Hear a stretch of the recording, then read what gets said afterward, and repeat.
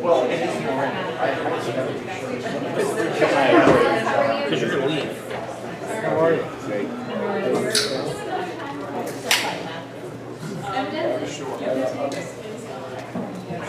Good, how are you? Good.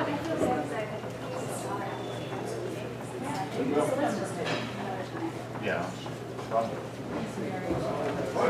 Oh, I think that Matthew wrote John. You're not starting. Thank you. I appreciate that. I always enjoy not seeing myself up on the screen when I come.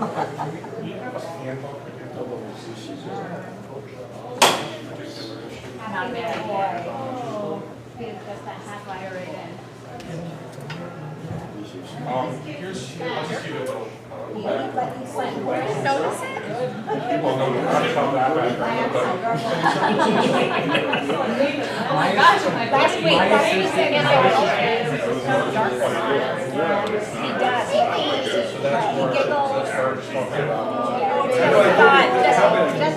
the computer on. I know that. I work on the computer like 30 seconds. All these young moms, I didn't wait to look at our hand. I was like, wow, I think we want to do What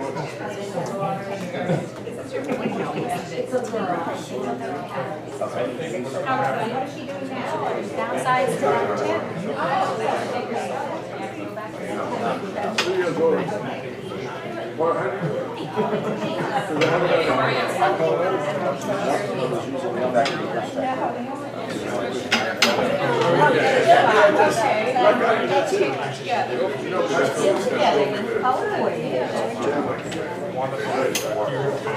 They planned that. They called each other. You didn't call me. You didn't notice my hair until just now. But you would have. Yeah, but the front I left me longer. Yeah.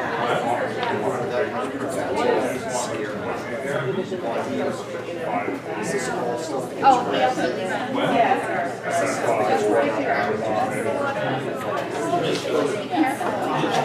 No, I'm all set. The fundraiser. Are you gonna go? Think about going? Do you want to try to bring her in? How are you? Good to see you.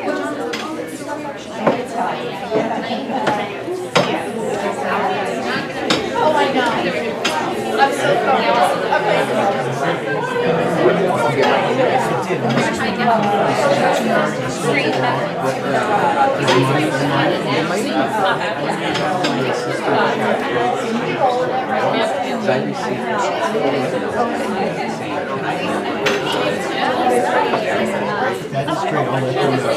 I don't ever want to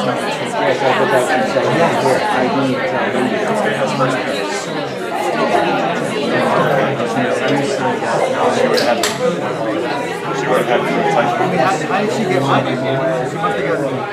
She must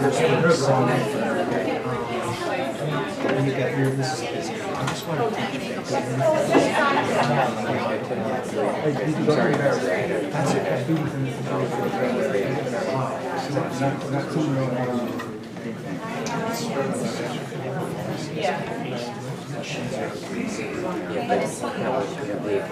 I knew that that's oh,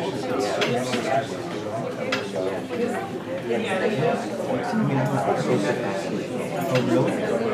Because I don't think it's she is. Child via the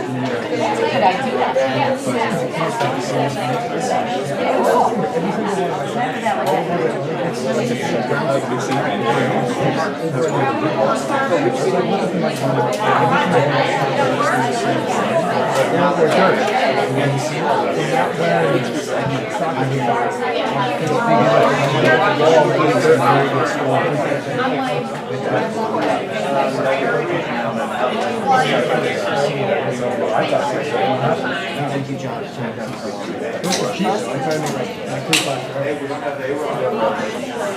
That's That was a good idea. I've learned a lot, actually, from you guys. I was actually thinking about driving to Broadway past the trying to get some back.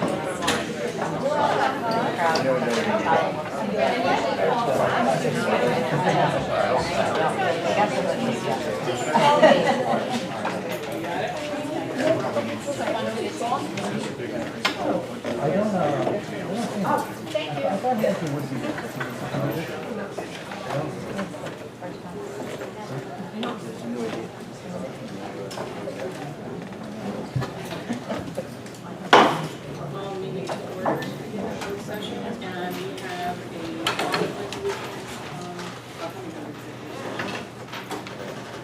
be it resolved upon recommendation of sorry, please don't read. DOE 35 out of executive session. Be it resolved upon recommendation of Dr. Paul J. Catalino, Superintendent of Schools, that the board appoints Laura LaCouture as a permanent substitute leave replacement for Mary Beth Koch. Okay, kindergarten teacher assigned to Chamber School, certified as both birth through second, compensation pursuant to KTF contract M1. Motion. So moved. Second. All those in favor? Opposed? Okay, abstentions? Reach? Thank you.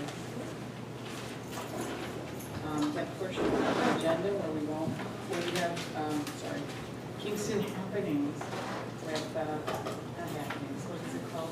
District happenings. District Happenings. District Kingston Happenings is the newsletter of what's going on in the district. So before we get started on the district happenings, introducing something new tonight, Scholar Athletes, in collaboration with our interim athletic director, Mr. Pals, he asked all the coaches to nominate athletes deserving of this award, and then he made the final selections. So I'm just going to read you a short bio about their accomplishments before they are recognized. So, Josh McNutt is a senior at Kingston High School, and he is the male athlete of the month. Josh has served as starting goalkeeper on the varsity team for 2 years in a row. In addition to his rigorous practice schedule, he has honed his craft for the past 5 summers at the Soccer Plus goalkeeper school at Colgate University. So he's been a valuable asset to both the varsity and the junior varsity teams. And even as a senior now, he returns back each practice to work with the JV teams and coaches the younger students, applying the tools that he's learned along the way. In addition to soccer, Josh serves as pitcher for the boys varsity baseball team and plays trumpet for the KHS band. Josh's commitment to excellence extends off the field as well. He's taking AP Biology, AP Statistics, and College Spanish too in his already busy schedule. And he spent the last year observing at both the Kingston Physical Therapy and Health Alliance Hospital, and he plans to expand upon this by majoring in physical therapy in college. So congratulations, Josh.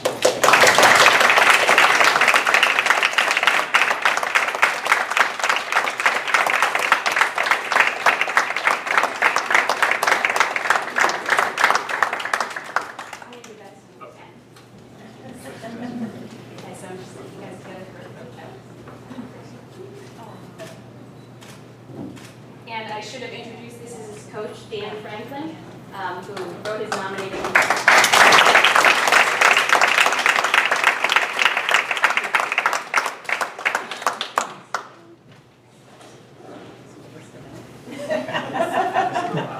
It's for both of us. There you go, sick. Congratulations. Oh, we keep it. You're good. Thank you.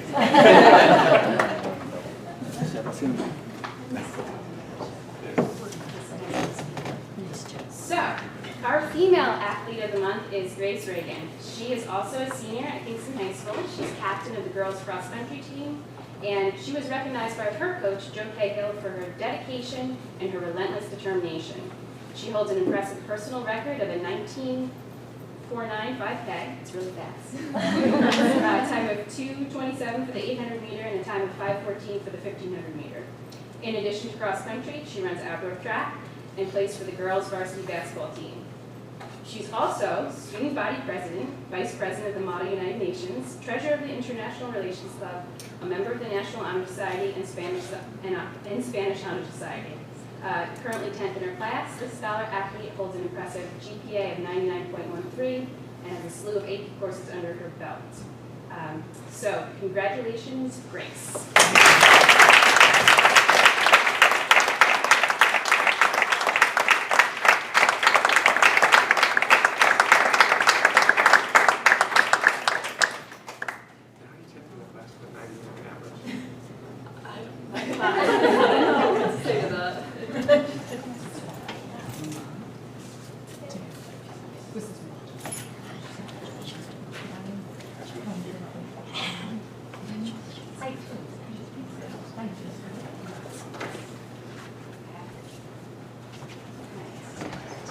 Now on to our feature presentation.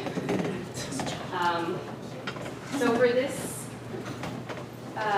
month's district happenings, we decided to take a look at some of the professional development that was happening over the summer, and to focus on social emotional learning with Mr. David Levine, who is here tonight. And so if you guys have any questions after the video, I know he's going to be happy to answer them.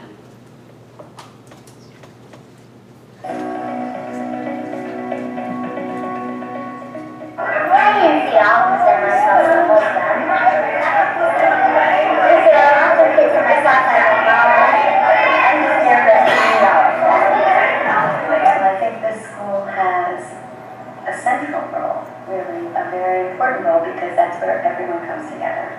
So not only do we have to remember that we're first an academic institution and our goals are that the students learn and make academic progress, but in order for them to make that progress, they have to feel confident and cared for. My name is David Levine, and I'm the director of the Teaching Empathy Institute. The focus of our work is to help to create emotionally safe learning environments for the children and the people who work with them. And by emotional safety, what we reference is that every child has emotional needs.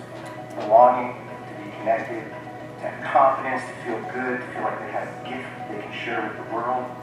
Freedom, which is another way of saying voice. Independence, that people not only ask them what they think, but listen to them and respond. And the fourth need is fun, which is translated as to be engaged with learning, to be engaged in healthy relationships. When those four needs are met, that's emotional safety. And many of our students come to school feeling isolated and underprivileged. They're aware that they don't have the same opportunities that some of their classmates have. When they're sitting at their tables, I try to go over the concept that, that child might get to the door faster because they're close to it, but that child will eventually get to the door. It just might take them more steps to get to that door. Emotionally, before we can delve into the learning, because children will not do their best learning if their needs aren't met. So I also have a policy in my classroom that we will stop whatever is going on. If it's important enough, you can come over to me and say, I really need to talk to you privately, and we'll go do that. And we want to support efforts already ongoing within the schools and the community to embellish the focus on emotional safety.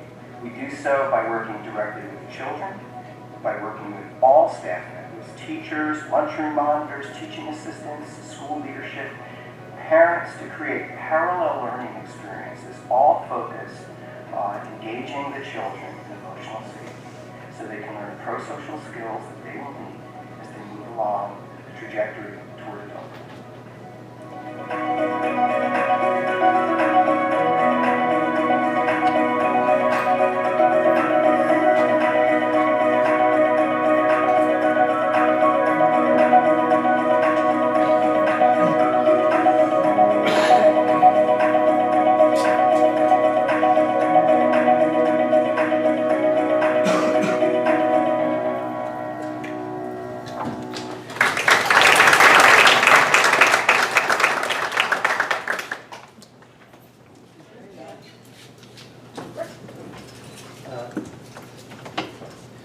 Good evening, everybody.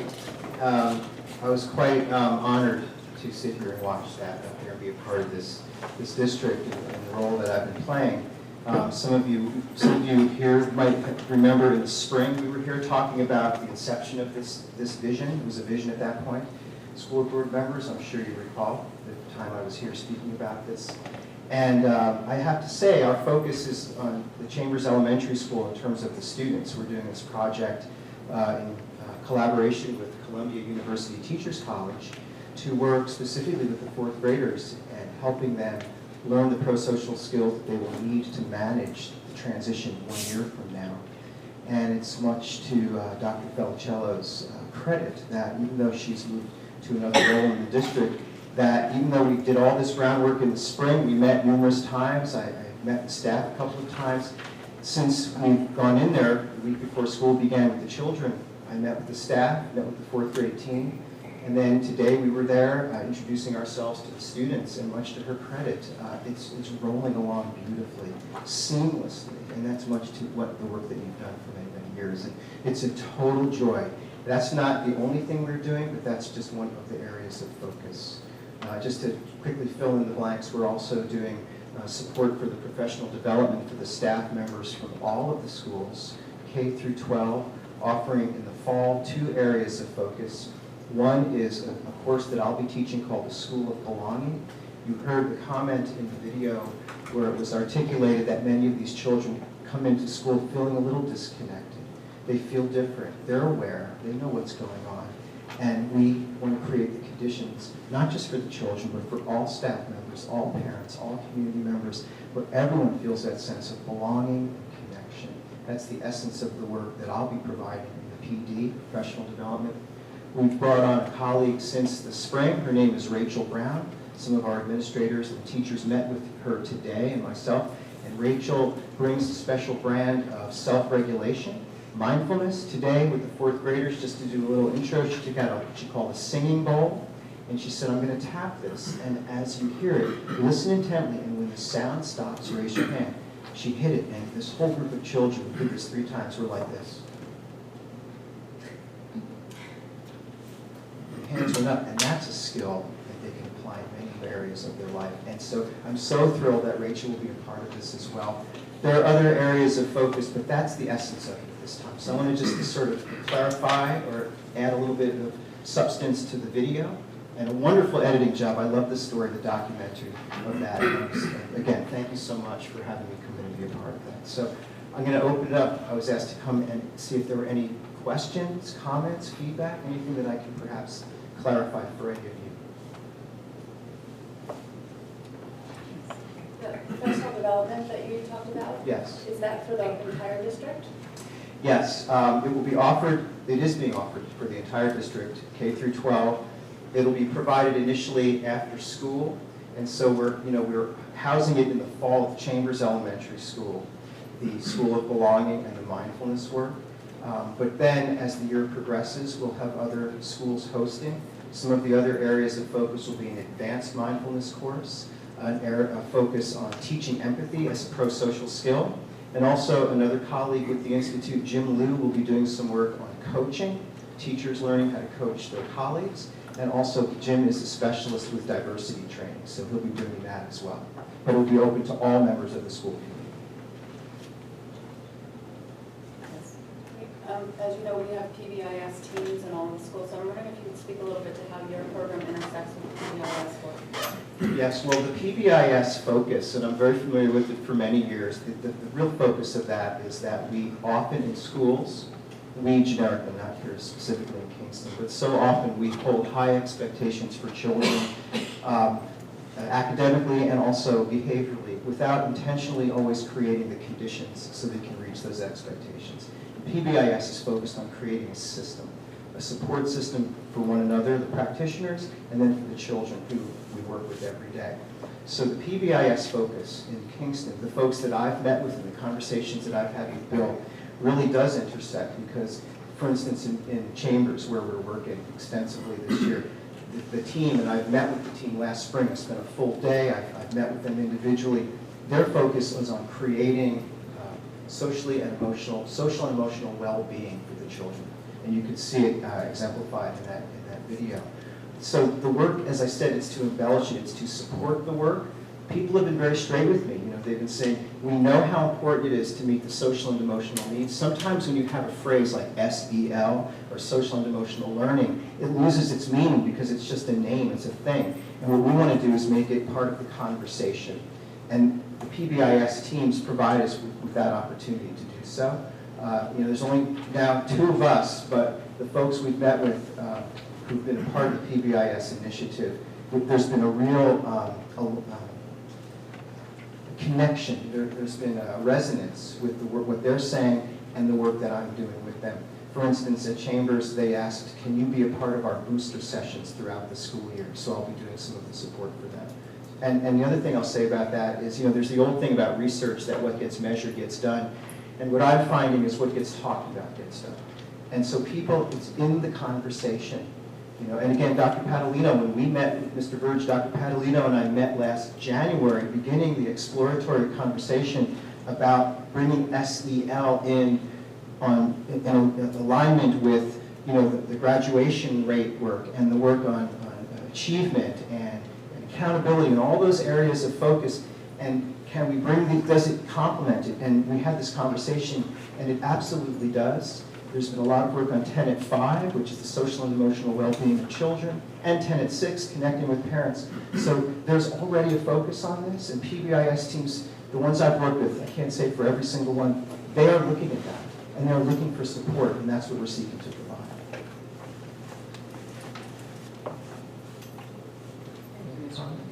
Thank you very much. It's a pleasure. Excited to be working with you. Brings us to public participation, the first opportunity. I want to remind you, you'll need 2 minutes. Our board clerk will alert you when you're approaching the 2 minutes.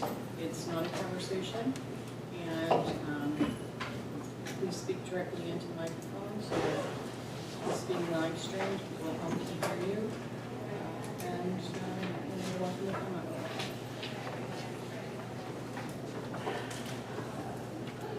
Good evening, I'm Herb Lamb. First, I'd like to tell you how excited and happy my daughter Stephanie was. From 7:10 to 1:56 p.m. at Kingston High School. She loves her teaching staff and how her day went. I want you all to think about your first day of high school, whether it was 9th or 10th grade.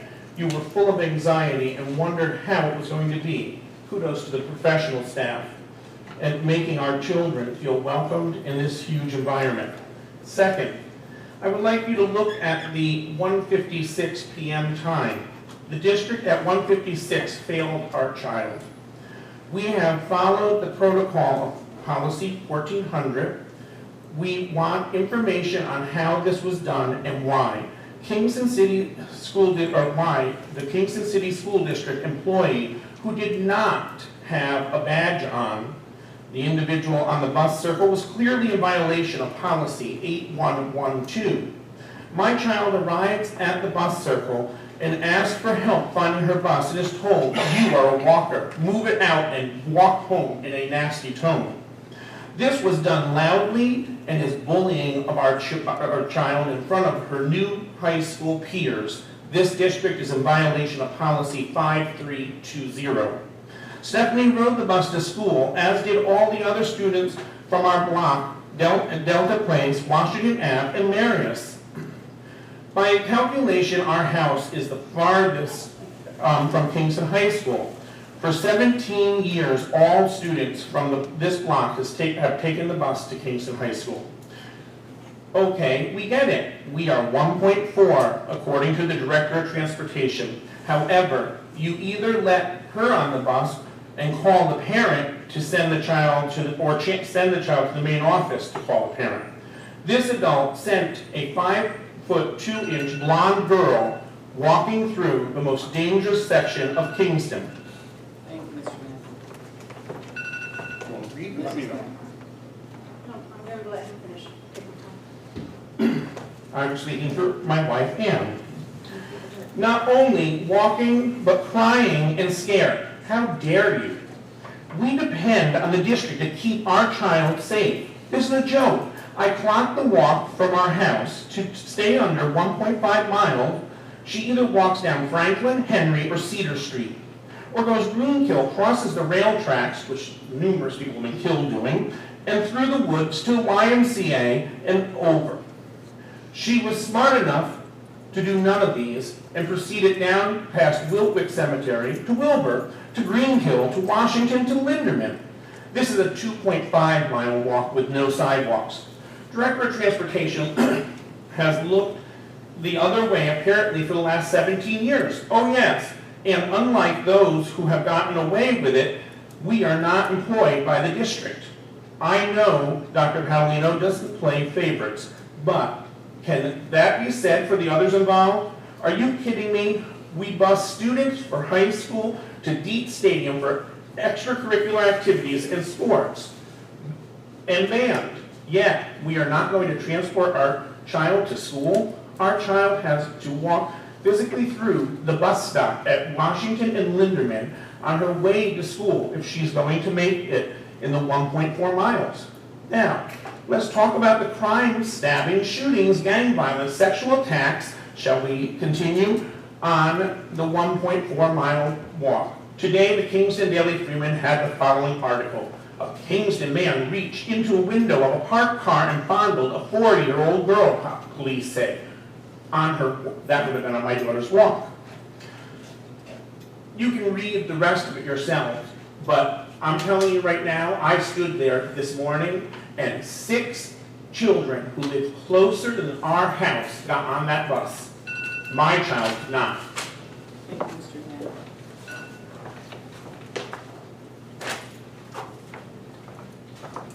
Okay, is there anyone else who wishes to address the board at this? Anybody else? So we'll move on to approval of the minutes from August 10th.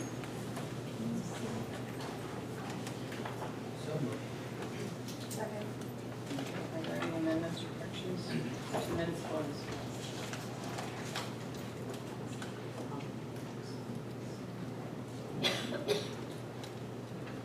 Okay, hearing none. All those in favor of approving minutes from August 10th, please signify by saying aye. Aye. Opposed? Abstentions? Okay. Which brings us to the superintendent's report and seek the floor to Dr. Kelly. Thank you, Mr. Chair. Just 2 items on the superintendent's report, and I will start with the first one. Last week, I gave you the draft of the superintendent's goals. Today, I sent you just a brief update with a few small changes. The goals were developed based on, first of all, the first goal, doing things a little differently than last year. Last year, I just adopted more or less the superintendent's role within the district leadership team goals and our DPSDE goals. This year, looking at some of the interests that have been mentioned to me by board members and the discussions we've had over the last few months, I created one goal, overseeing and evaluating and reporting to the board on all of the DTSDE goals established by the DLT and stuff. So that still remains. That focus on what our district leadership team is doing is still the responsibility of the superintendent to oversee and evaluate and report to the board, which I will do with the assistance of my cabinet. So that I just condense it into one goal instead of having 5 goals. The other goals revolve around, again, as I said, conversations that the board had, things that we had decided we were really working on. Looking at professional development. One of the items brought forth by the board was their thought that maybe we needed to spend a little more time looking at what professional development was offered and getting more feedback from our faculty and staff on that. We have been creating and administering surveys over the years, but I think that's one of the things that maybe part of this goal for me was doing a better job communicating with all of you what those surveys were, what the responses were, and the whole idea around the professional development plan. So that was the one goal. The second was to look at the third, was for myself to make sure that we do exactly what you just saw, which is a perfect segue. Looking at social emotional portion of our curriculum be adopted by January, and also to reach out to our community partners who have a wide range of knowledge around this to assist us with this, because this is just the social emotional well-being of our students and looking at the issues in our community aren't just about school. They're about reaching out to organizations around us as well. So that was the third goal. And the fourth goal was looking at the district's ability to create diversity within our faculty and staff and administration. So that's a plan that I will be presenting to the board before the end of the month. So those were the goals that I put forward to the board. And again, we asked for input last week, but I'm welcoming input now. If not, we will move forward. Any discussion? Comments? Questions? Dr. On this first goal, it looks like there'll be quarterly reports on the progress distributed to the BOE, but there will be an end-of-year presentation on the goal status. Correct. I was wondering if you'd consider just having two presentations, not just all at once, like kind of a mid-year and then an end of the year? That would be fine. I interject something here. Actually, on the NIT board calendar, we've scheduled quarterly reports. And it's on the academic progress, student achievement. However, we are going to survey the board every other month to find out what the progress on those is, so that we have that when we go to do our evaluation, both the superintendent and the board in the spring. Okay. So there will be 4 quarterly reports on student academic achievement. It's in, we're going to do this during board business, but it's in the board draft goals that I handed out, if you take a look at the first one. Right, I didn't have a chance to look at those very So- thoroughly because it was just here now. But I just, okay, as long as we're gonna, I was just concerned that we would just hear it all at once at the very end and there's no. No, and also, you'll come into play here because you're actually named as the person who's going to be delivering reports at the board meetings. Right. Immediately following teaching and learning meeting. Yeah. Yes. On goal 4, as you present more information, you're going to have evidence that Part of the plan will be, as you saw, the other goals all had as evidence by, the last one didn't, because that part of that plan will have the evidence. That's what it will be the plan. The plan is the evidence. The evidence is the program. Well, the execution of the plan will be the evidence. that's better. Yeah. But the execution. Okay, any other questions or comments?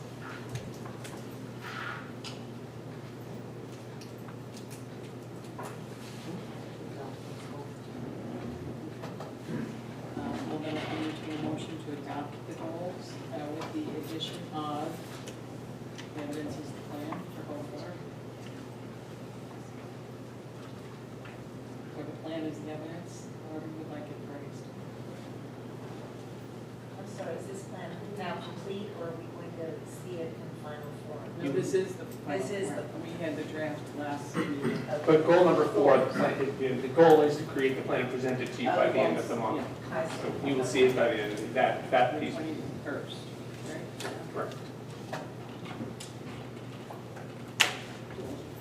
Yes, I'm sorry, Mr. Schultz. So I don't know, was on, did we move it second or? We haven't moved anything yet. I said I would entertain a motion, but there's another discussion. Just So without the we motion. still have more discussion, so moved. Okay. Now discussion. So in terms of discussion, I had a brief conversation a couple weeks ago with Dr. Catalino about his goals, and I didn't see them. But what I do like about it is that these goals are specifically within his domain. He is the person that can accomplish these goals, and no one else really can. And I believe the goals should be structured that way. And when it comes to discussion of our board goals, I haven't had a chance to really study them, look at them, but I think that those goals need to be things that are within the domain of the board. So I will vote to approve Dr. Catalino's goals. Anybody else want to comment? Yes. I just fact that you included board concerns in your goals. Thank you. Okay, all those in favor of accepting superintendent's goals for 2016-17, please signify by saying aye. Aye. Opposed? Abstentions?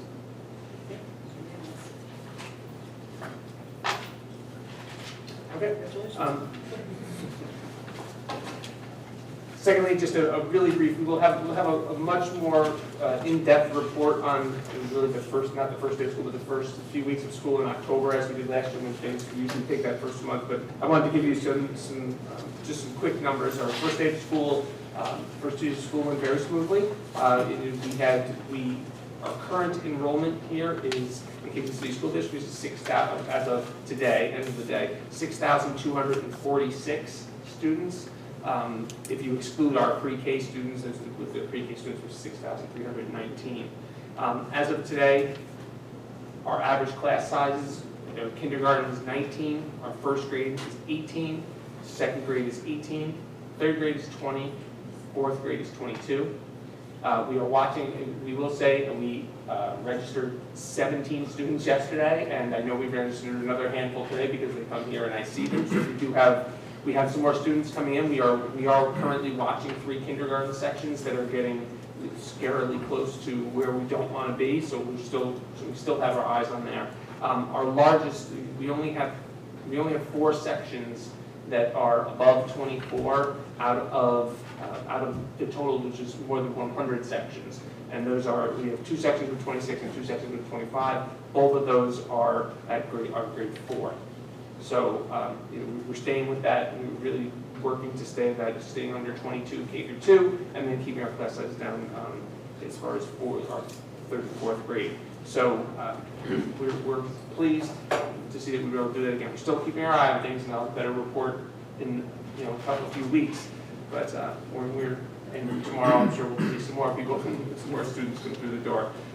It's been a big help having.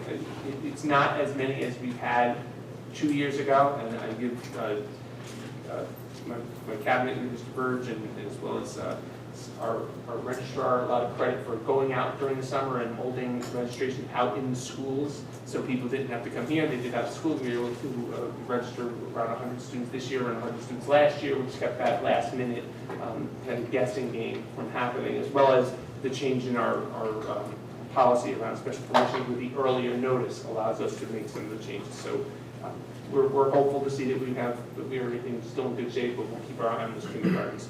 And just also to let you know, our in-house pre-K right now, George Washington has 55 students, and JFK as of today has 18. So again, they tend to come in. So after a week or so, or a couple weeks when they come back, I'll give you more solid numbers on that. In the past, you've given us a disaggregated sheet that was so helpful. Can you do that for us again? Yes. Thank you. And we have it, and we've just kind of changed its format a little bit. We do have it. I'm just reluctant to give it out because it's going to change a lot in the next 3 weeks. So, but we will. We'll get that, and yes, we'll have it in course. Mr. Shaughnessy. Can you tell me how many kindergartners you have? I could, I think.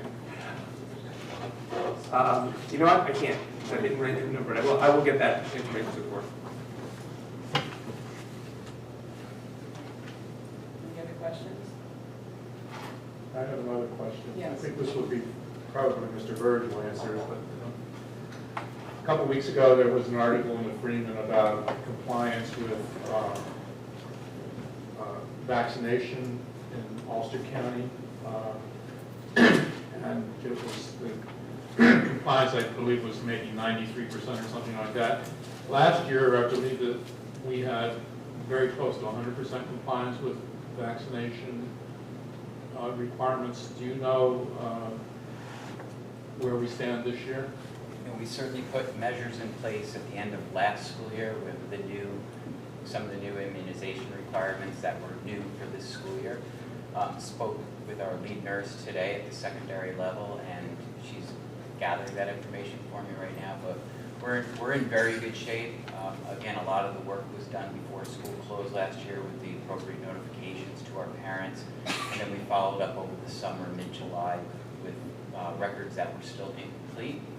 And then, again, we're dealing with the new students that now are arriving as we open school this year, and there's this certain amount of a grace period that we have to provide to them. But we're in very good shape. I just don't have the exact numbers, but I'm be following up with our lead nurse probably by the middle to end of next week, actually.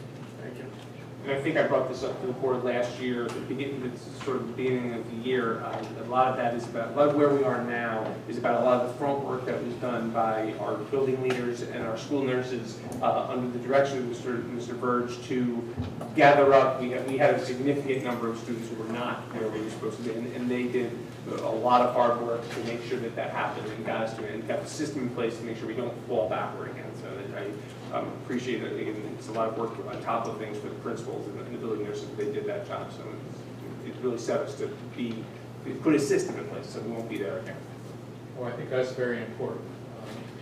And I appreciate all the effort of everybody in the district to accomplish that.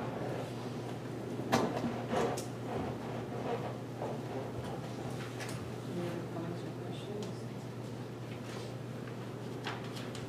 That concludes my report. Perfect.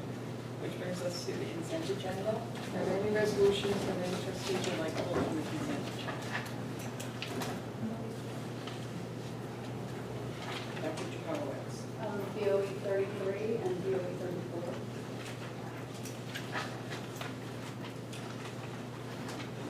Anything else?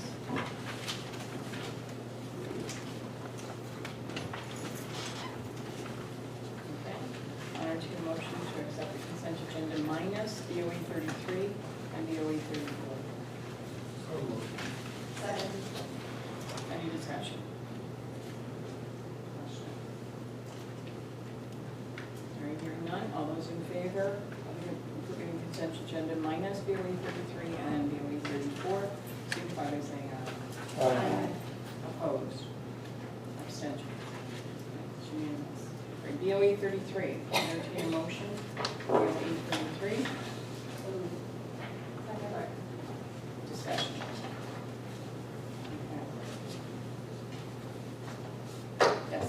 So this is about the adoption of the new school calendar. Yes. I wasn't here for the discussion last week, but I did listen to it on YouTube.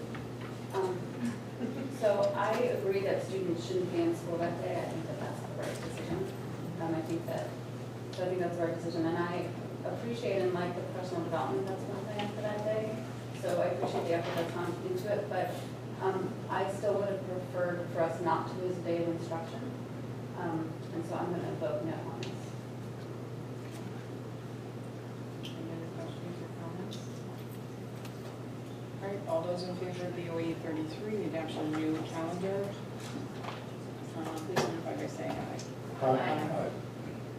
One opposing vote, any abstentions? Okay, I'll entertain a motion for BOE 34, District Library. So, second. Okay, discussion.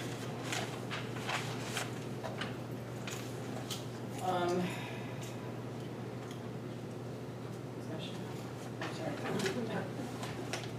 And then Mrs. Jordan. Yes. I wanted us to have a conversation about this. I think that this is it's important to have a conversation about. I'm not sure that this is a necessary resolution. So I think let's talk about it. We're talking about Mrs. Jordan, did you have Well, something to answer? I've been on the facilities committee, and I think that after visiting the school, a lot of this is really safety issues in terms of the degrading of the steps and the entrance.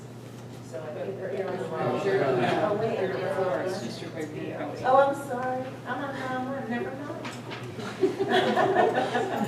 I was repeating. I thought you said 8:30. Do you want to comment on this one?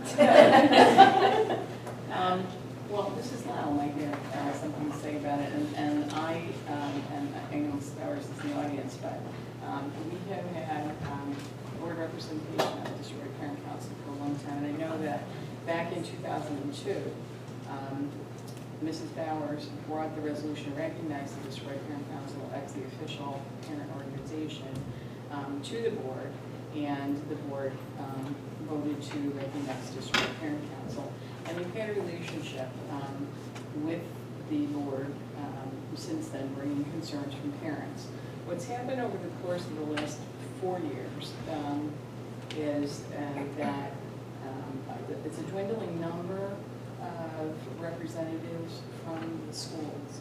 And for the last 2 years, last year we had representation from only 5 of the 10 schools. 2 years ago, 5 of the 10 schools. And this past year, 6 of the 10 schools. Very often, they couldn't do business because they didn't have a quorum. They could have a conversation, but there wasn't a quorum. And their subcommittees rather, have not met since the transition year, which was 4 years ago. They have not posted minutes in 2 years. They have had difficulties securing people to run for office. And some of it is the time of day that they need, and the other thing is, I believe, they would like district administration present at the meetings when they meet, with board representation as well. But they'd like district administration there to answer some of the questions that we really couldn't answer as liaisons or co-liaisons to the district-wide parent council. Very often they couldn't take any vote, and they, other than hosting the candidates night, really, have not had too many active subcommittees. Now, within the district-wide parent council, there were people who were PTA presidents who were bringing a lot of information from their schools. And there was a time at the beginning of the meeting when they would share, and it was always the same people who were sharing things that were going on. So we actually thought it might be a more positive and encouraging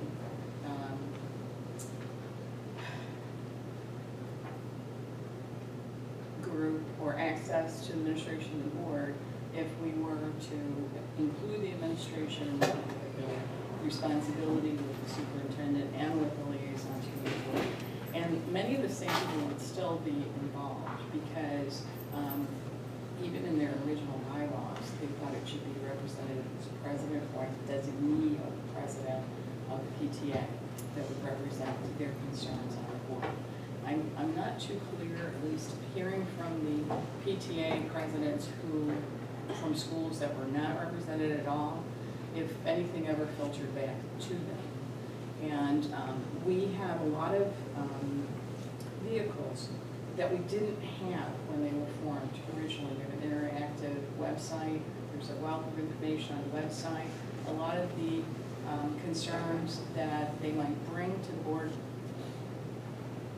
through the district-wide parent council can actually be handled by some of the things that we have available. And I know there's been an underutilization of setting the record straight, but it certainly is one vehicle. And information would get to the PTAs, certainly, if we were to form another group. So there's an idea floated, and I know that Dr. Palino has talked to the co-chair of the district-wide parent council to establish a president's cabinet that was actually representation from each of the schools, and that knowing that there was access and that perhaps we would have it at different times, not always at the 9:30 in the morning. It's just difficult sometimes for people getting their kids out.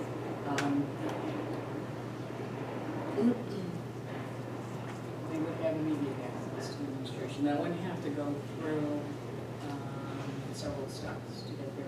We can probably have immediate responses, or we would know that there was a concern, and they're certainly welcome to pull their PTAs and bring back. In some cases, the PTA had not actually appointed the people who are on the district-wide parent council.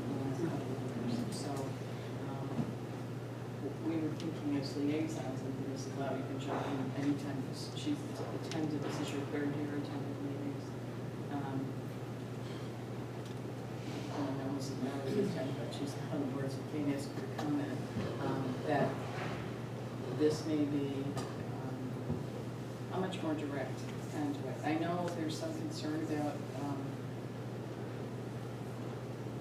maybe having this district-driven, but it would be up to them to bring their concerns. So, yes. Mrs. Collins. Thank you. I just wanted to say I can understand Dr. Jacobowitz, just a specific concern with, I think it's the wording, and I just want to speak to that.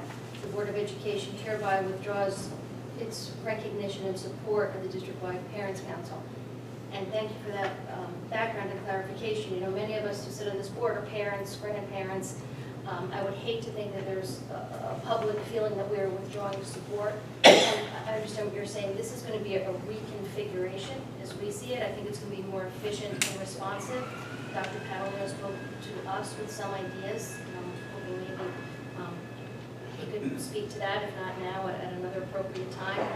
And I just want to be certain that we're clear on this from what we understand, because that group was set forth by resolution, that we have to have this resolution, but it does not mean in any way that we want to not support and not hear our parents. We're just going to do it in a different way. Is that correct? You're absolutely correct, Mrs. Collins, and I'm sorry if I didn't convey that.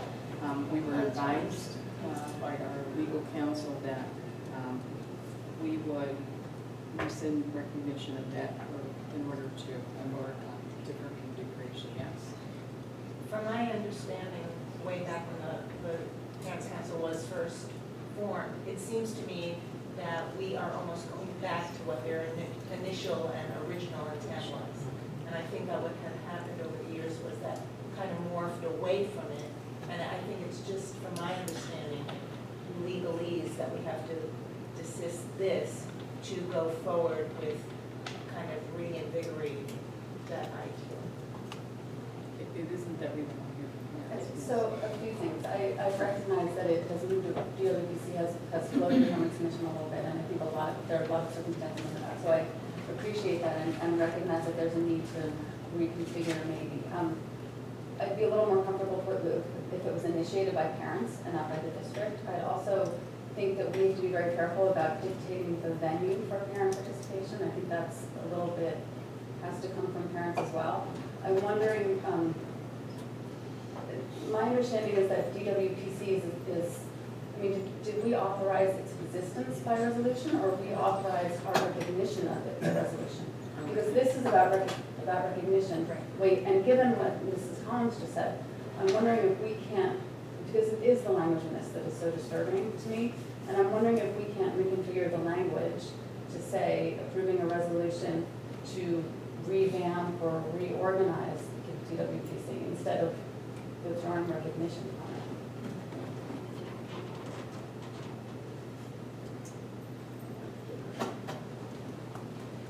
I mean, yes, Mr. Shaughnessy. Well, I understand that, I mean, I know that the DWPC has become dysfunctional over the last few years. In some ways, I agree with Dr. Jacobowitz. I mean, for instance, I would like to see the resolution in 2002, because I don't know what it says. I don't know what it was. It must exist somewhere. I sent it to Margot before she drafted this resolution. Okay. I mean, but it was authorizing recognition of, or yes, it was just since the and I don't understand why we have to withdraw recognition in order to create something new. I think perhaps unless you create a new entity, we're going to have some of the same dysfunctional problems. I don't care what you want to call it. You know, we certainly do want to hear from parents, but that's really not what's happening. You know, there were a handful of parents and not representation from local schools, and they, you know, did go out on the opening of school and campaigns out at PTAs, and they did make contact. They did have a breakfast last year at Diocese to try and draw more people, and they didn't have that. And I think maybe has to be a brand new nomenclature. Yes. Oh, well, I mean, I do think that withdrawing recognition can serve a positive function in, I mean, for instance, the Meet the Candidates night in May was a fiasco. I mean, I don't think anyone was sure it was going to happen, until maybe half an hour before it was scheduled to start. I mean, Right. And they just, that's always been one of the primary functions, is the premier outreach of DWPC was to present the candidates to the public, and they can't even seem to do that. So I think this puts parents and PTAs and on notice that they really have to get, I mean, they can come together, I mean, they can get themselves together and decide that they want to come to the administration and, negotiate your proposal with them. I mean, I think that would be fine. I'm not quite sure I understood everything you were saying about what you see as replacing this, but certainly acknowledging that the way it's been operating for the last 2 or 3 years is just unacceptable. Or more, but I would be perfectly open to hearing, I don't want to speak for the liaisons, but perfectly open to hearing parents. Yes. Well, for the last 3 years I've been on the board, and I've been, I've noticed like the role of the council has been like diminished for the last few years, and they pull away from their role. It was so diminished totally, and it has no association with the district. It's associated themselves with the district. And I agree with Dr. Nerowitz, I think we should allow them to represent us something instead of us dropping the guillotine and say, this is it for you. And we can, as I said, we still have to talk with the parents. We still have to, come up, revamp this idea of the parents, working with the district. But I will definitely vote no to, as you said, this recognize them as a group. So you'll vote yes on the resolution or no on the resolution? No, I will no. So my question is, this is a school-related organization, and we, as a board, recognize all school-related organizations from mock trial to any of the clubs. Is this the way that we would go about handling issues with other councils or committees or organizations? Not customarily, but we have never had this kind of experience, or at least not recently, with the dysfunction. And it's, we would like school and, parent and community involvement in organizations and in the district, and presenting concerns from parents, from individual schools. We haven't had that kind of participation or involvement in quite some time. And I don't want to correct Mr. Shaughnessy, but it's much longer than 2 or 3 years. Yes. Seems to me that the concern is more that we reinstitute the mission of the DWPC so that we return it to the presidents or their designee of all the buildings and invite them. Would that not solve the problem? Because initially that's who it was. I mean, it was, what we're talking about replacing with is talking to presidents or well, they've had the discussion themselves the last 2 years about what their function really is now, because it's not 1985 anymore, which is when they formed, But when they formed, Yeah. if I'm not mistaken, it was intended to be a kind of a forum for presidents or designees of PTO. to bring concerns from individual schools. Right, and it seems to be far afield from that. So the resolution is an effort to bring that back but I understand the concern that the resolution sounds like we're not in support of parents, which is not the case. No, just that particular configuration. You know, I think if we continue to call it the district-wide parent council, I don't care, you know, what kind of name parents can decide what they want to call it. To come up with. Well, is it possible to invite the current PTO presidents to have a meeting to discuss this and perhaps table this resolution so that they can make a suggestion to the administration about how they want to proceed? And that way we get input from one of the concerns of, you know, one of the parents. That's another option. We could form an ad hoc committee to actually bring them in and discuss this before the resolution. Okay. Yes. I was thinking along the similar lines, if we're going to rescind or put a resolution to disband this group, and I understand to hear all the concerns. Once again, I know Dr. Palladino had some ideas in the president's cabinet, even if it's just reconfigured and renamed. I think I might be a little bit more comfortable if we would table it and have something in place, if it's parent-driven, if it's Dr. Catalina giving us his ideas. I do definitely see this as a positive move for the reasons that we stated. Not everybody, it's very difficult for parents to get to a meeting in the middle of a workday. I know we're trying to encourage attendance through PTAs. We've done more outreach with PTAs. I think it should funnel up, you know, a kind of groundswell if we can make that happen. But I think that perhaps it would be seen more positively if we said we are rescinding this group, but we're replacing it with this. I don't know if this is time sensitive, maybe for the liaisons, because we want to get the ball rolling for the school year. I don't know if that's why we're doing it tonight, but that's would be my suggestion. Well, and mine is kind of focused on Jordan. I remember last year, I think, as part of our outreach to the community and talking conversation, we had reached out to TAOs and asked if we could send them delegates to go.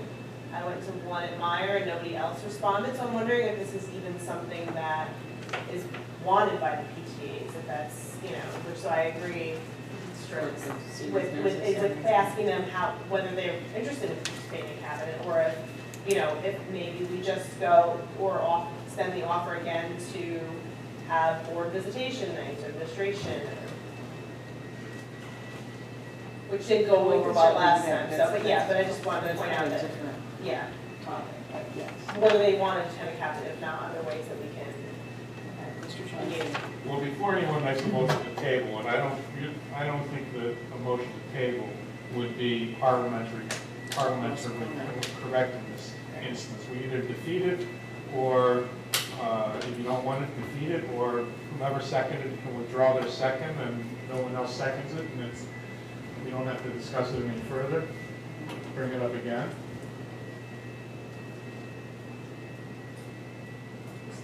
Who seconded? Did I second?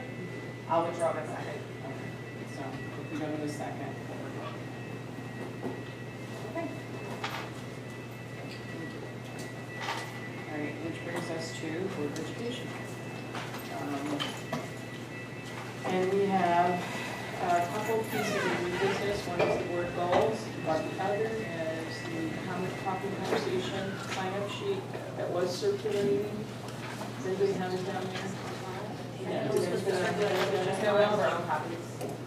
No, just the sign-up sheet for community, so she's the I'm name. just gonna give her mine. So, Is there a sign?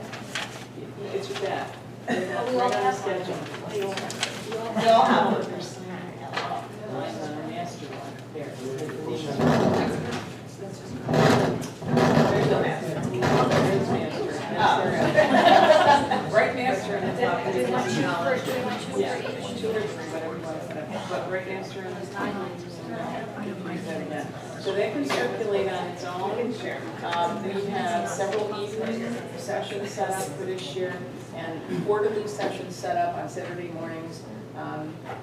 First one at the farmer's market, and we're doing it 2 shifts, 9 to 11:30, 11:30 to 2. We need at least 2 people. I know we have people signed up for the first session. We need at least 2 for the 11:30 until 2 p.m. session at the farmer's market, because they've asked us to stay the whole day. September 24th. Yeah.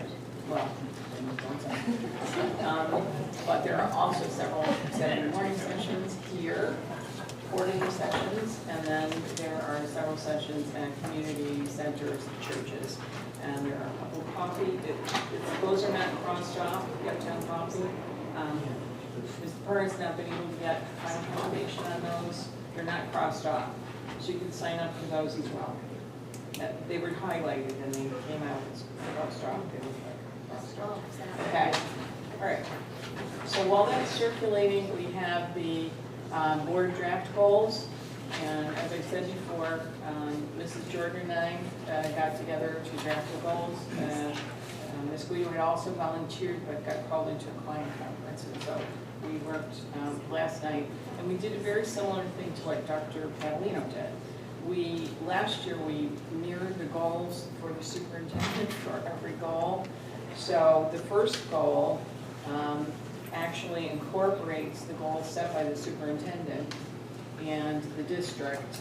And if you, we talked about which goals they interfaced with. You know, they interface with the goals. I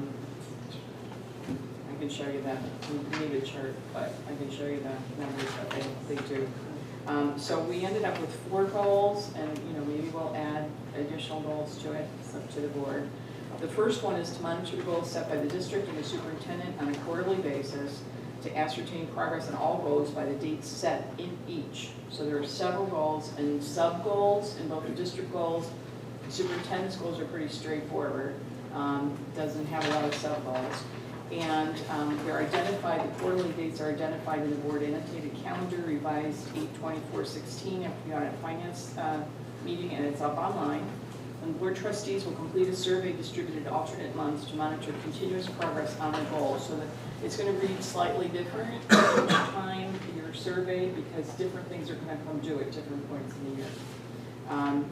In the area of student achievement, in addition to other data identified in the district and superintendent goals, the board will receive at least quarterly updates on the 2013 cohort's current progress towards graduation, and that's data that's kept all the time at the high school. You know, they journal it and find out who's on target for graduation, and we would just like regular updates on that, if you would, and if you can disaggregate them by subgroups, it would be fantastically helpful.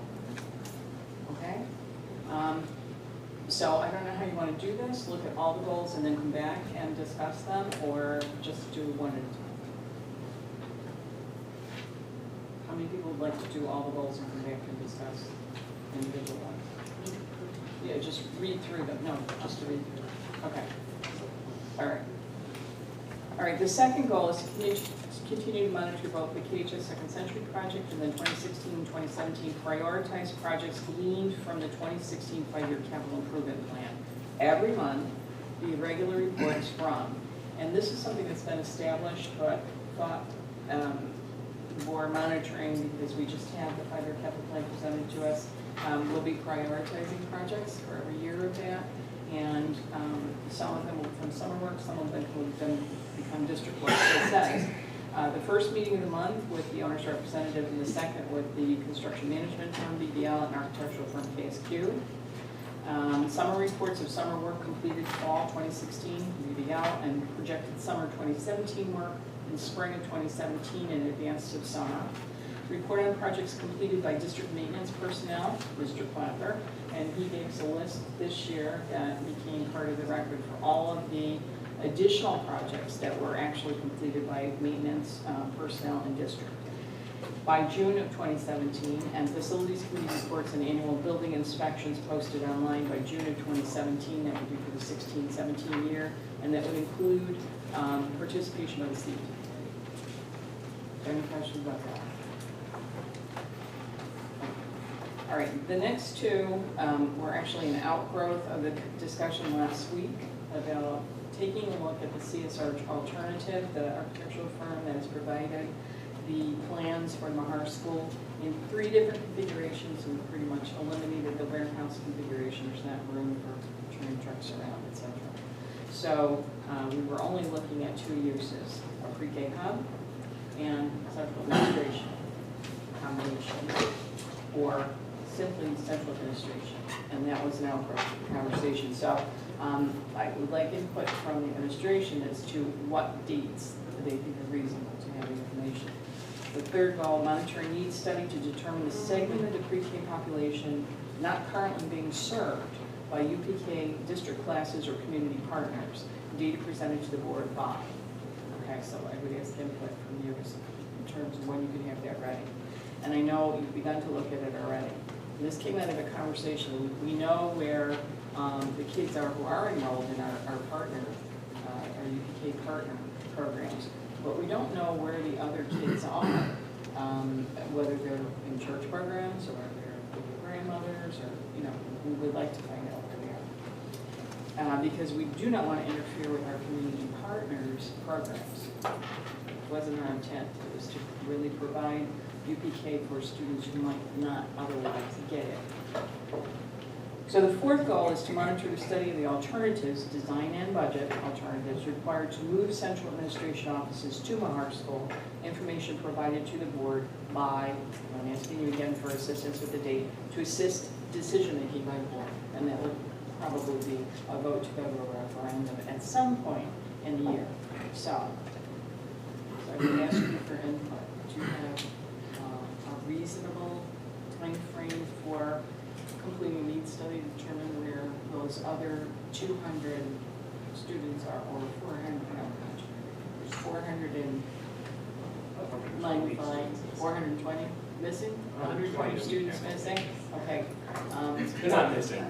No, you just don't know where they are. They're not missing. They haven't been in breakfast, spacecraft, but, so what would be a reasonable amount of time?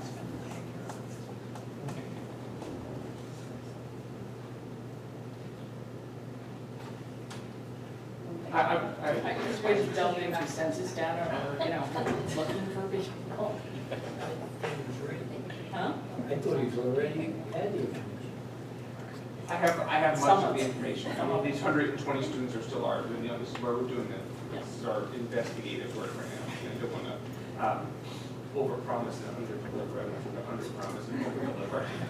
By the second meeting in October, Yes. okay, so by October 19th, 2016. So the first goal reads, look to identify that pre-K population not being served currently by our UPK district classes or community partners by October 19th, 2016. We'll do that. Okay. The second one is going to, I don't want to get CS Arch back here, to monitor the study of the alternatives design and budget, because we did notice some questions that we had about the breakdown. And required to move central administration offices to our school. Information provided to the board by, maybe after we find out those children. So I think the same date. by October 19th as well. Okay. Would you be recovered from surgery? There you go. Will the gentleman be recovered? Yeah. Yeah, I'm assuming so, yes. Well, maybe you want to make this November 2nd. No, I think we'll keep that. Okay. If I have to set forgiveness, I will next week. All right. All right. So now, goal 3 reads October 19, 2016, and goal 4 reads by October 19, 2016. All right. Discussion. Yes. Yes.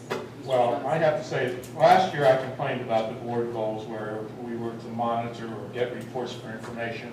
I really think the board goals need to be, we need to make decisions.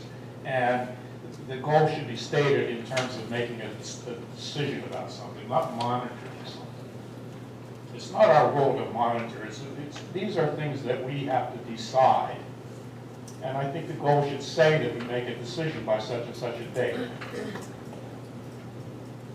Make a decision as to what? Well, as to whatever it is, what are we going to do about the pre-K population? We're going to make a decision about it. We're not going to monitor something about it. We have to make a decision. Well, We have to make a decision about, we have to make a decision about what we're going to do with Mahar. We're not going to monitor it. We need to make a decision.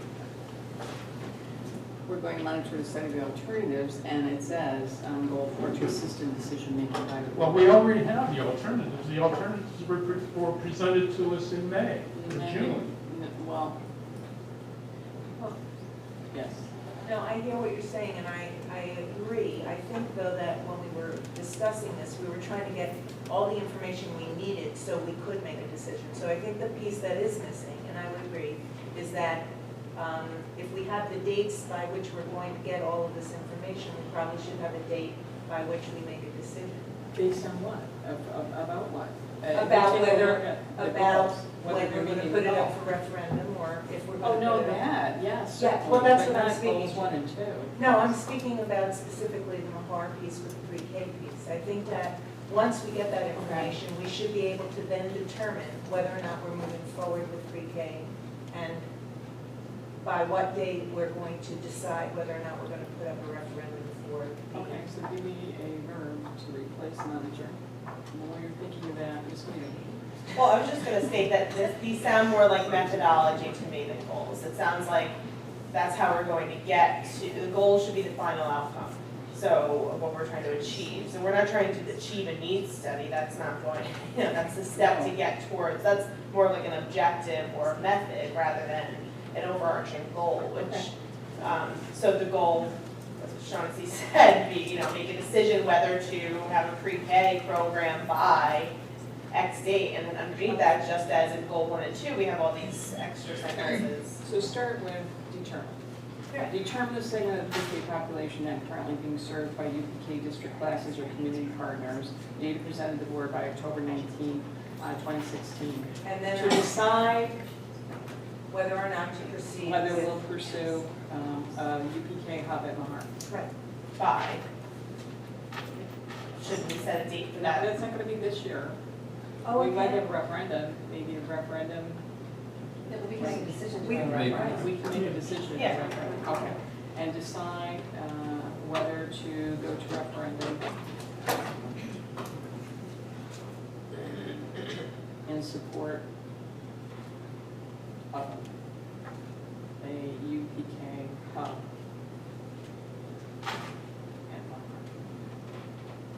Okay, We need a date by which we can do that, so maybe a month later, so we have time to. November 16th is the second meeting in November. How many days notice would we need for? No, that would just be to decide if we're going to referendum. Yeah. So we can still do it then. And I just know that when we went to referendum in the high school, and I'm not saying that we should wait until the election cycle, but I know that the criticism from the community was that we held a referendum, just standalone referendum, that the voter turnout wasn't that high, so just making a statement. Just to jump in and notice, one of the things that I understand that concern, but I think there also needs to be an understanding of the construction cycle. Exactly. And if we go in May, that means by the time we wait a year before we get to do any construction. So going into November or December gives us that time where we don't have to wait. We get started, we get into the ground in April. So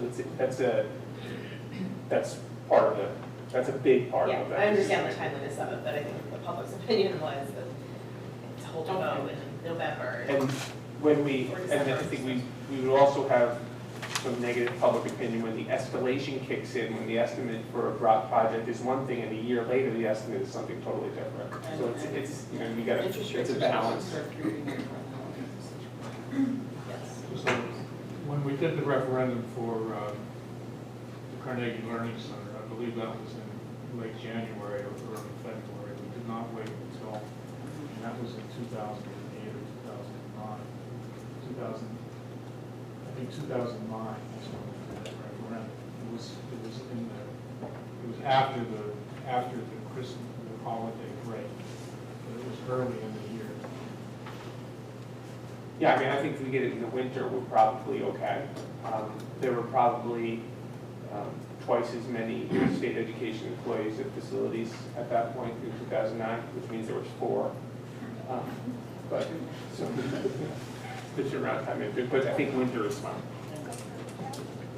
Another reason for making a decision about this is that there's a lot of interest in selling Seone. We cannot sell Seone if we don't have any place to go. And we don't have any place to go until we have voter approval for a plan to go somewhere. So would November 2nd be a more prudent time to take the vote? Give you time to review information? We can do it by then. I mean, I think we did have a resolution that we passed in June. Not the same board, but It wasn't policy, but it was the intention of this board to do that, and, you know, I think we need to carry through on that. Yes. In terms of an election, in terms of a vote, if you don't adopt by November 2nd, we're definitely looking into January, February. We have already done some of our, Right. we've done some of the homework, and the only possible date, really, before the first of the year would be December 13th, from what we can see.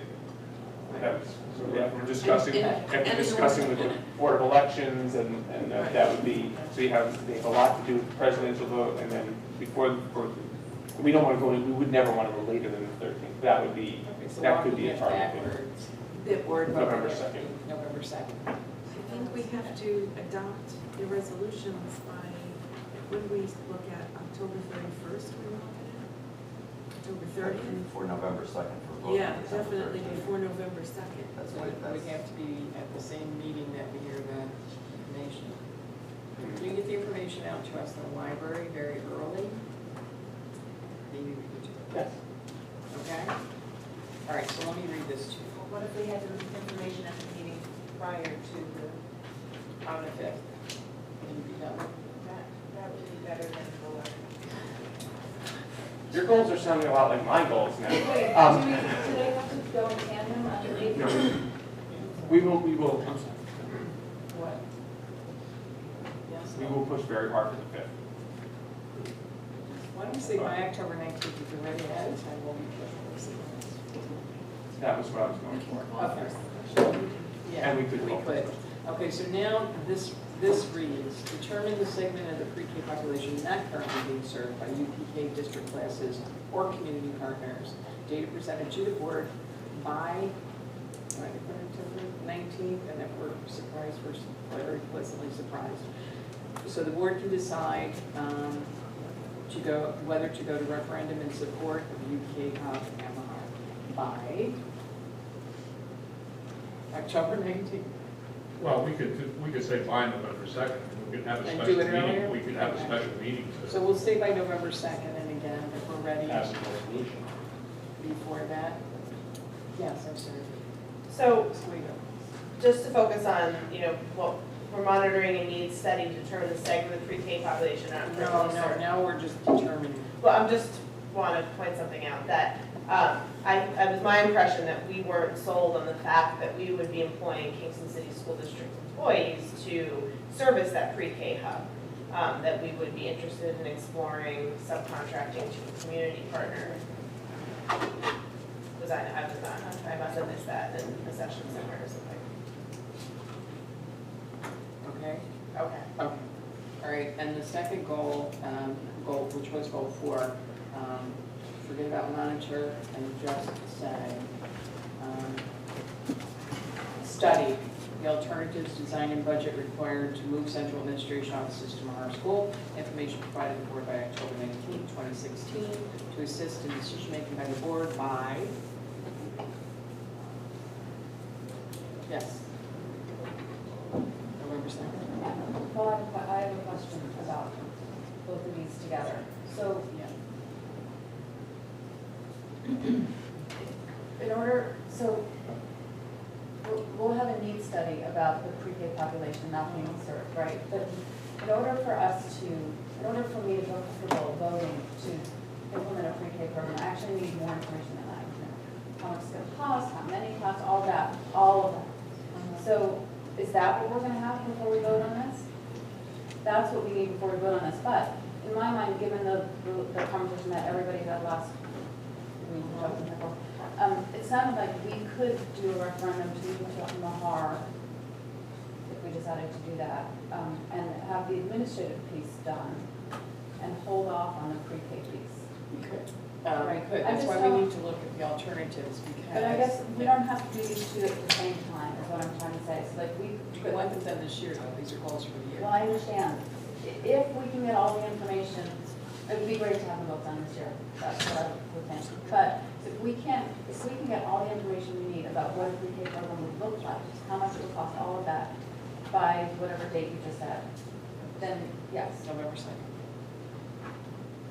We'll get the information out for 19, make a decision on November 2nd. Okay, that's much more than what's written in this. I need more information than what's written in this goal, and I just want to make sure that all of that information will be forthcoming. I'm sorry, can I just interrupt? Absolutely. I think maybe the board might want to simplify the goal and be more comprehensive in the directive. So the goal is by November 2nd, the board will vote on the implementation of a pre-K program for all Kingston City School District 4-year-olds. That's your goal. I think the next step that Dr. Jacobus is what is the board's directive to administration? Right. What do you want to see? What are the methods? What are the things that you need to see to allow you to have that vote, to make a yay or nay decision? And we need answers to whether or not we can target population, even if it's just a pilot, because we want to take a look for high needs kids who are not being served. if I sent to the board the information that I was planning on collecting to provide to you, not the information, but here's what I'm going to collect and provide to you, would the board feel comfortable looking at that and giving me feedback on that and still establishing a vote, or establishing a goal of this? I have a couple of things. Yeah. I think we can certainly separate the Mahar for administration from the pre-K. And I think we need to move forward with that.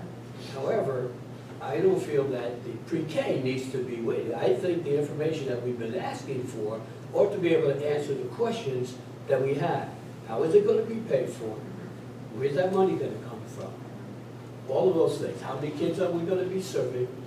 Are we going to impact the people that are already serving pre-K? All those questions ought to be in what Dr. Padalino is going to give to us on this day. Because we've been talking about this. He's been looking. It's not like we're just saying to him now, hey, take a look at this. He's been looking at it for several months now. And they have that information. My understanding was that he's got that information. I'm missing that. I'm missing a few pieces, but Yeah, on or before October 19th, that I we just have wanted to before. make sure. I mean, we were articulating what a study would be in this goal, and I appreciate what you're saying about how that should be a directive. I just want to make sure the directive is comprehensive, that's all. Yeah. And if we can have a budget the 19th, or whatever date, I can't remember what we're talking anymore. Absolutely, we should do it. And I agree 100%, that that's what needs to be done, but my expectation is that we're gonna have all the information that's necessary in order to make that intelligent decision on the same thing that we're talking about. Mrs. Jordan. The other piece of information I think is important is to know whether or not, when we make the decision about pre-K, I think we all, I mean, the sense I have is that we are going forward with moving the administration, but how do we make it as cost-effective to the district as possible? So is it going to be aidable if we do it separately? Or do we have to commit to it in the referendum in order to get aidable money? That is a big deal, because that's a lot of money that our taxpayers would get back. So that I think that that's why it might be attached. I think that's what the thinking was, that we had it attached now, because we felt that the funding might really become more expensive. I understand that, as long as they can be attached and one doesn't slow down another. Right, and I agree with you. I agree with you there, but I am also think that because of our that's shared also why we responsibility, separate. we have to do it as cost effectively as we can. Yes. So I was not here last week either, but my understanding is that the cost of renovating just for administration was now up to 5.9 million or something like that. If we go ahead with that plan, then that's all on our dime. There's no aid on that. That's right. So putting off doing something about pre-K, I mean, hopefully we can make a decision by then. Are we going to have universal pre-K in Kingston or not? I mean, that's Truly universal. Yeah, truly universal. I think that's important. I mean, you know, and I think that, you know, I think that's another thing that would make Kingston an attractive location to families moving into the district. Well, I have raised the issue at the last meeting that the $6 million for the major renovation and over there, we had also, a couple of years ago, Mr. Alonso, we came up with a preliminary estimate, the cost of moving. I remember the $1 million only for the IT, but moving the whole administration will be like $2.5 million, which now will be added on to the $6 million. So now it's $8.5 million, the cost for making the move. So we'll be asking the taxpayers for $8.5 million, not $6. So just want to keep that in mind that the cost will be a lot higher than others you are talking today. I think what everyone's asking, a complete presentation, packet of information, however the board like it, on program and funding is what the board needs in order to make a decision on these, and that's, you know, on or before October 19th, the administration will deliver that. So you have everything you need to make a decision.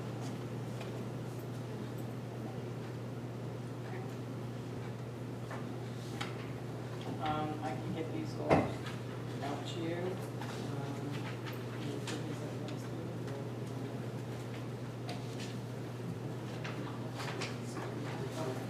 All right, so we can get the corrected wording out, the revised wording out, and be ready to vote on the 21st. Is there anyone who objects to that? Okay.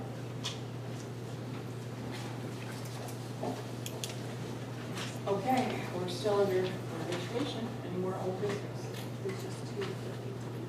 Yeah, we have two dates where we don't have two trustees, but this end of the table is all done. So I'll send it down in that direction. Okay. Any other old business? I have a request. Yes. I tried to print this out today with district goals. And when it came up, it was 11 by 17. No matter how, I think I printed it 3 or 4 times, trying to get it.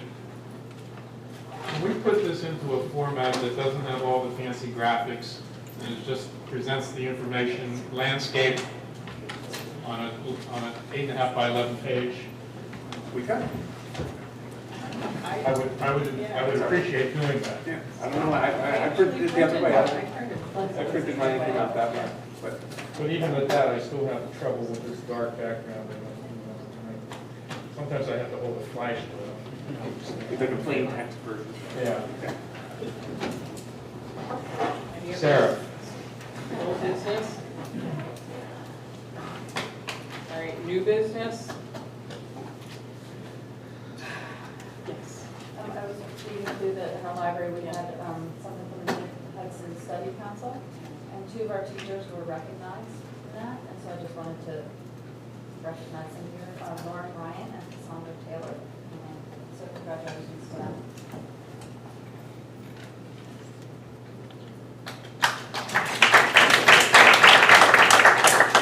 Thank you. Thank you. Any other new businesses? In reference to the busing confusion, I have the policy here. Go ahead. I think that it's important that we follow up and inform parents who are not within the busing zones that they do not get transportation. And so I think the suggestion was that there will be maps in addition to the bus routes. Online and in the paper perhaps next year, so that it's clarified who gets on the bus and who doesn't. Because I think it is very unfortunate that any child would have that. And I think the board.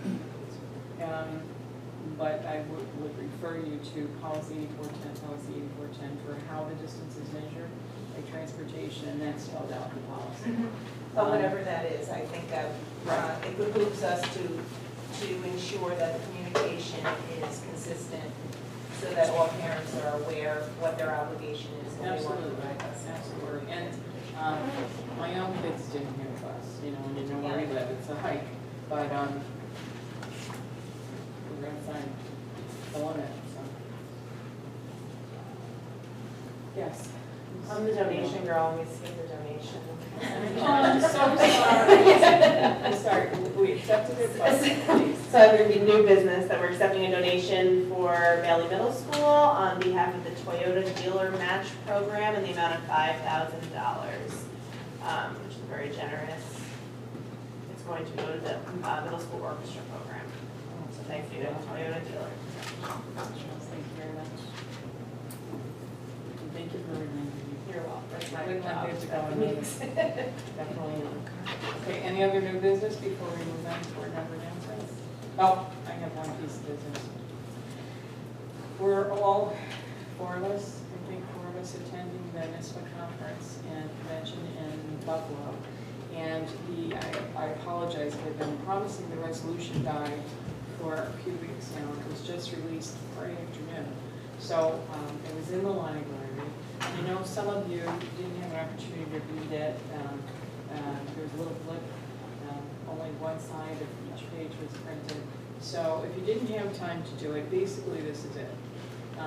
Normally before the convention, if you want to offer an amendment to any of the resolutions, we have to actually vote on that and send it from the school letterhead to NISBA for inclusion in the voting guide. But there's another way to make an amendment, and that is from the floor, and the delegate would have to write it out, present it to the chair the day of the vote, and it could be discussed then in session.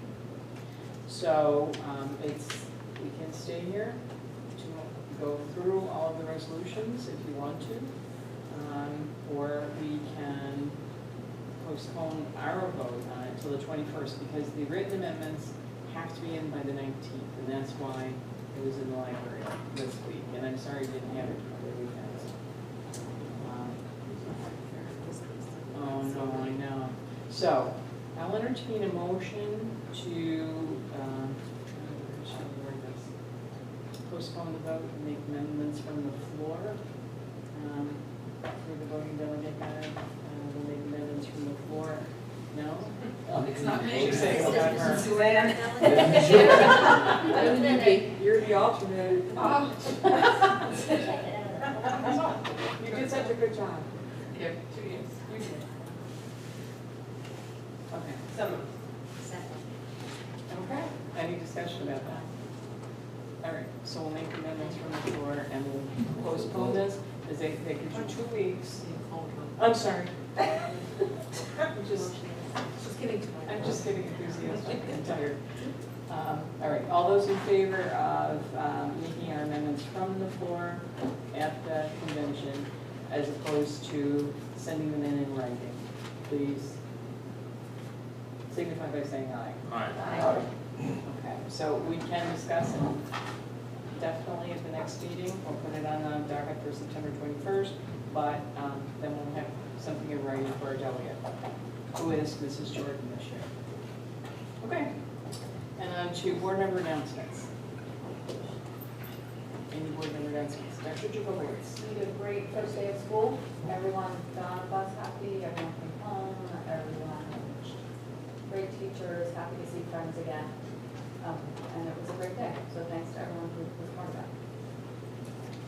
Wonderful. That's always good news. Mrs. Paul. You just prompted something.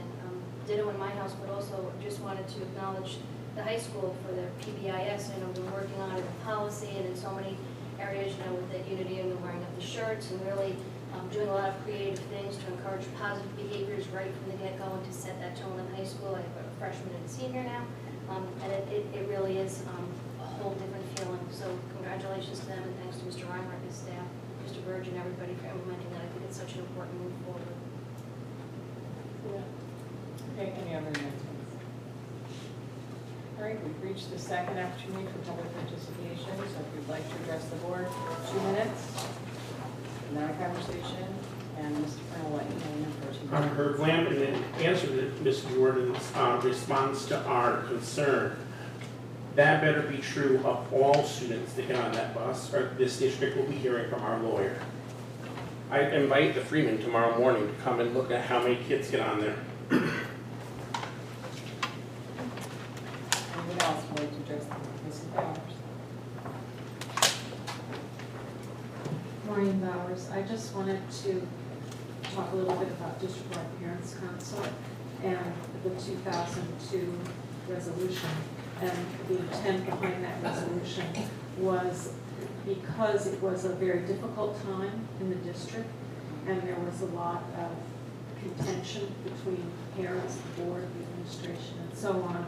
It was necessary to have a resolution where the board formally acknowledged and recognized district-wide parents council for a few reasons. One of them was in order to be able to meet in this building, we needed that recognition. In order to have access to administration, we needed that recognition. In order to have liaisons of the board attend the meeting, we needed that recognition. And so that was the intent behind it. I would also want to say that in the 1980s, when the group was formed, and I really do acknowledge that they were a great asset and a great strength to our district over time. But the intent of District-Wide Parents Council was really to be a conduit of information and not a decision-making body. There was intention behind the idea that we would not become political because we felt that we weren't truly representative of our groups. We were there to get information from other schools and to bring the information back for vote by our PTAs and PTOs. It was a different time. We didn't have emails, we didn't have email addresses and electronic communication. We didn't have the rich website that we have now. So in a large district where schools were very isolated, it was a really good way to meet. I have 30 seconds. So I would encourage the district though to explore another avenue of communication, a different avenue.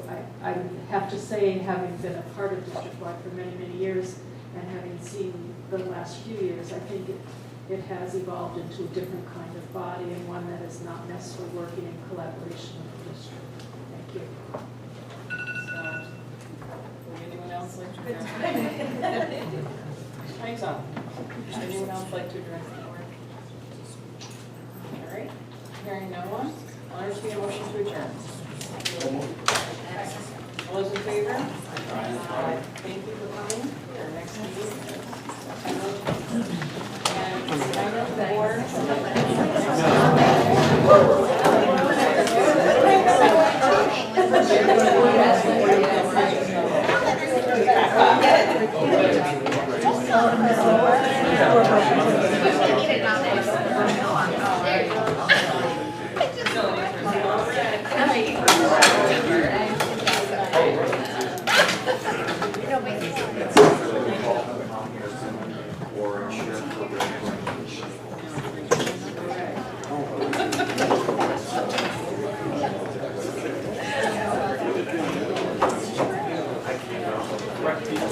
I met my sister the other day.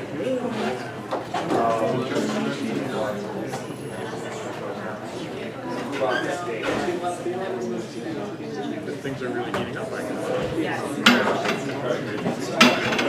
Good morning, I have to go to open house my first day, so.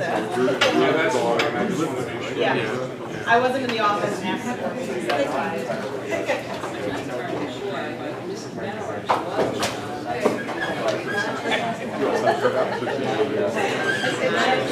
That's